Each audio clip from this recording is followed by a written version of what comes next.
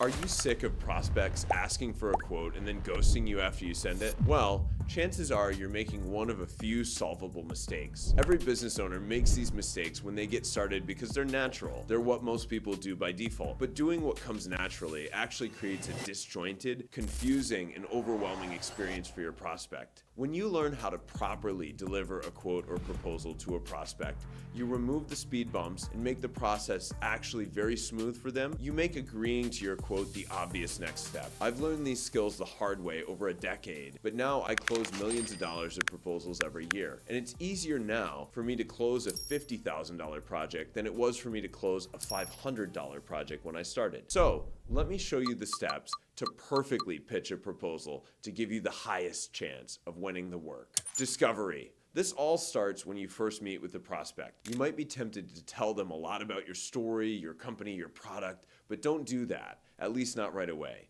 Instead, ask a lot of discovery questions first. What are you looking for? What do you need to solve? What have you tried? I like to go with questions about the problem. What problem are you trying to solve? Solution. What would the ideal solution look like? Attempts. What have you tried so far? What didn't work about it? Concerns. What are you concerned about going wrong with this effort? And stakeholders. Who on your organization is impacted by this problem? What do they care about? What are they trying to do? Who's deciding? And then finally, personal. Ask them how they got involved with the company, where they live. Have an AI note taker on so you can be a really active listener and really make your prospect feel heard, but you can still get all those notes you can refer back to later. Present. Once you've asked all those questions, you can present and you can talk about your own company.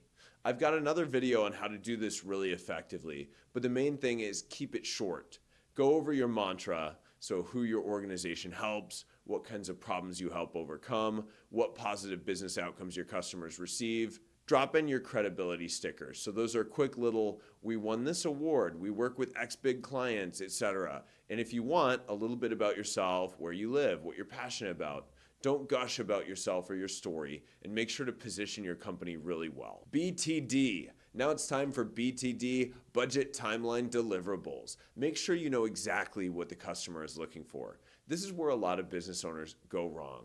You need to know exactly what they want. If your prospect receives the proposal and they're surprised by anything in it, this is going to create cognitive dissonance. Now, your proposal has gone from being a path to a solution to a to-do item. And of course, that to-do item, your proposal, is going to end up on the back burner with all their other to-do items. They'll convince themselves that they're going to get back to you after they solve X, Y, Z, and of course, it'll take way longer to solve those things than they expected. Any other proposal from some other company that they have that is a straightforward path to their solution, they won't get back to you and double check. They're just going to go with that other proposal instead. They won't call you to resolve any issues. They're just going to get busy with other stuff and ghost you. Make sure you have your BTD on lock, and you can do that right in the meeting with the prospect. Budget. Most of the time, you can actually get a prospect to tell you their budget.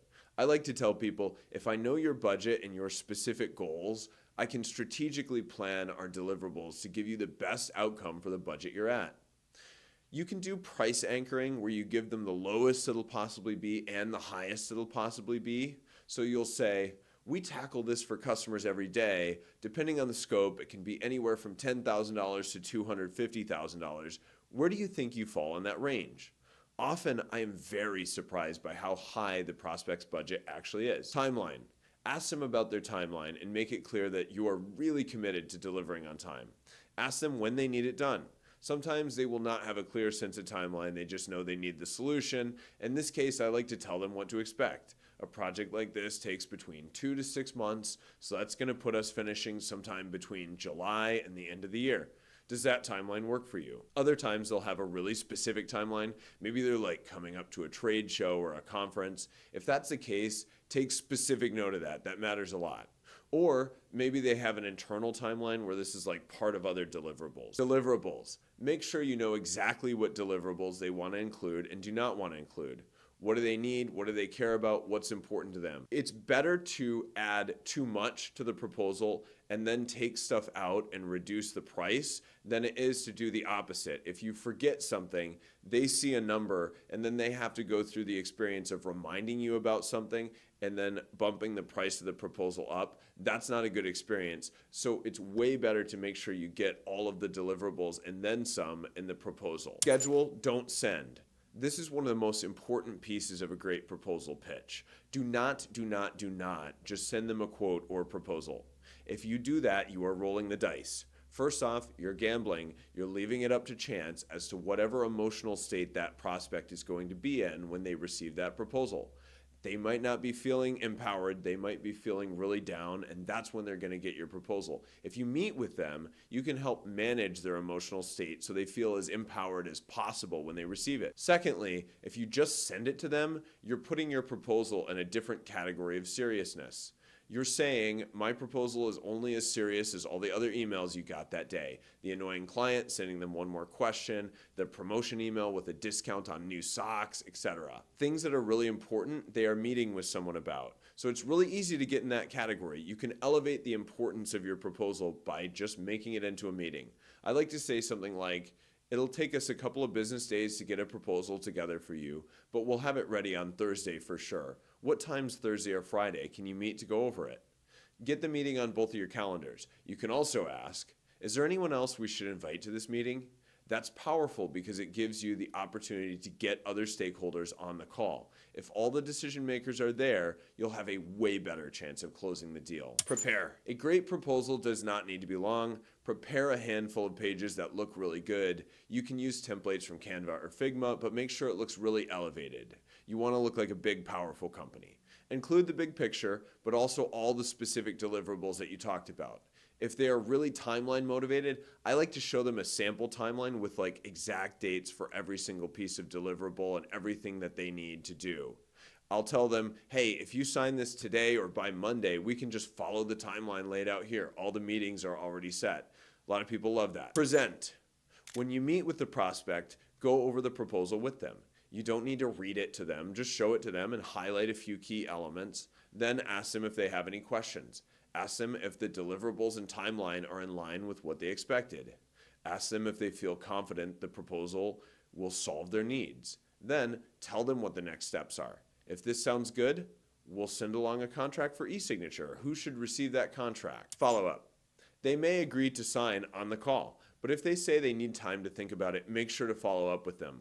Oftentimes the difference between a great salesperson and one who can't close a saloon door is all in the follow-up. Give them a couple of days tops and then check back in. This is a simple process, but if you follow it, not only should your close rate go up dramatically, but you should also be able to close deals at much higher price points. This process isn't like a set of salesy tricks to psychologically manipulate your prospect into buying from you. It's actually all about serving them. This is all about making sure that they have the smoothest process possible, that you're offering them exactly what they want to buy at the price point and timeline that they expect. It's all about helping them name their expectations so both of you know exactly what they want and then delivering on that. It's also all about making sure they know the next step at every point.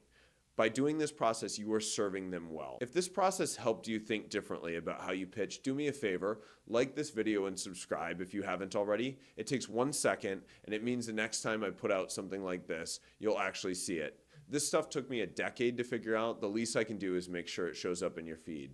If you want to download this and an easy to walk through framework, just go to CameronImbers.com/proposal. You can get the download there and you can just reference that one sheet that walks you through everything really easily.